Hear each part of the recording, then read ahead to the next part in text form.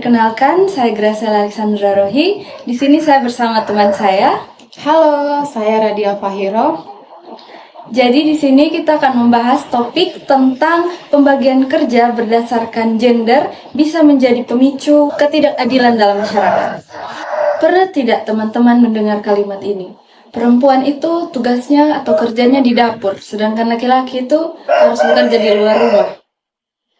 Iya sih, itu hal yang sangat wajar, sering terjadi di kehidupan sehari-hari. Kelihatannya biasa saja ya, bahkan sering kita anggap itu hal yang normal di kehidupan sehari-hari. Tapi sebenarnya apakah itu adil?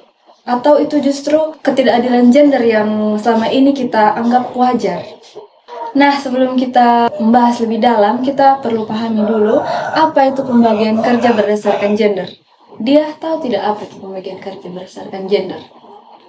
Saya sih cuma tahu yang umum saja. Biasanya perempuan lebih kerja yang di dalam dan laki-laki itu lebih ke kerja yang di luar ruangan. Ya. Pembagian kerja berdasarkan gender itu adalah sebenarnya pembagian kerja bukan berdasarkan kemampuan laki-laki atau perempuan, tapi dari peran sosial yang diciptakan oleh masyarakat itu sendiri. Misalnya perempuan harus bekerja di dalam ruangan seperti memasak, mencuci, atau mengurus rumah, mengurus anak, sedangkan laki-laki bekerja di luar ruangan untuk mencari uang. Padahal ini bukan sesuatu yang bersifat kodrat. Ini tuh adalah sesuatu yang diciptakan oleh masyarakat, dibentuk oleh kebiasaan yang terjadi di kehidupan masyarakat sehari-hari. Karena sudah terbiasa dengan pola itu, kita menganggap itu sebagai sesuatu yang seharusnya sudah perempuan itu bekerja di dalam, laki-laki itu bekerja di luar ruangan. Terus bagaimana dengan contoh di kehidupan sehari-hari? Nah, kalau di kehidupan sehari-hari ini, contohnya kita di Pulau Sumba, biasanya itu perempuan atau ibu-ibu itu yang paling banyak bekerja, yang lebih banyak bekerja daripada laki-laki. Kayak ibu rumah tangga tuh biasanya sudah bekerja di dalam ruangan ya, kayak mencuci, memasak, pokoknya mengurus pekerjaan rumah semua. Terus setelah itu mereka juga bekerja di luar ruangan untuk membantu ekonomi keluarga.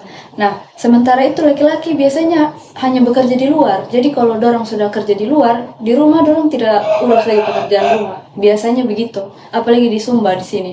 Nah, yang jadi masalah di sini nih, semua pekerjaan yang itu tadi yang memasak segala macam, bagi perempuan itu dianggap hal yang wajar, hal yang biasa, bukan pekerjaan. Bahkan banyak yang bilang ibu rumah tangga, tapi sebenarnya di luar orang omong itu tidak bekerja, dia tidak bekerja. Padahal sebenarnya dia sedang mengurus pekerjaan di rumah juga, dan juga bahkan ada yang mengurus pekerjaan di luar.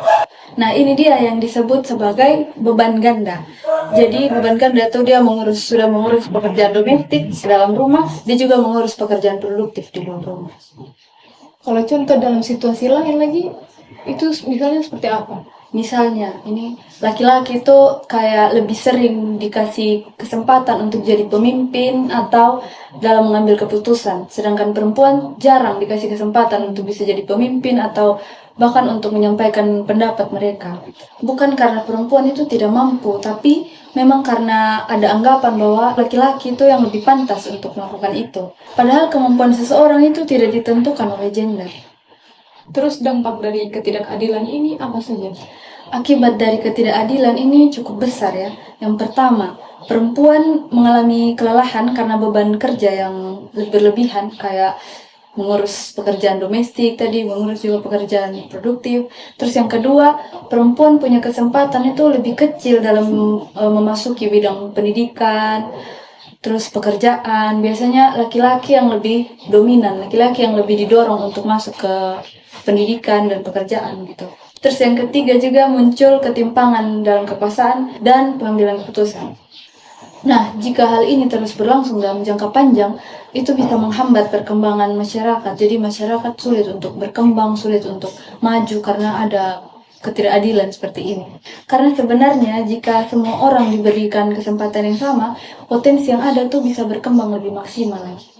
Jadi di sini saya simpulkan pembagian kerja berdasarkan gender itu bukanlah sesuatu yang selalu adil. Kalau pembagian itu membatasi seseorang hanya karena dia laki-laki atau karena dia perempuan, maka itu bisa menjadi bentuk ketidakadilan. Yang seharusnya pembagian kerja ini didasarkan pada kemampuan, kesepakatan, dan keadilan, bukan gender. Karena pada akhirnya perempuan dan laki-laki itu punya hak yang sama, kesempatan yang sama untuk berkembang. Semoga dari sini kita bisa melihat hal-hal kecil di sekitar kita dengan cara yang lebih kritis. Terima kasih sudah menonton. Salam kesetaraan.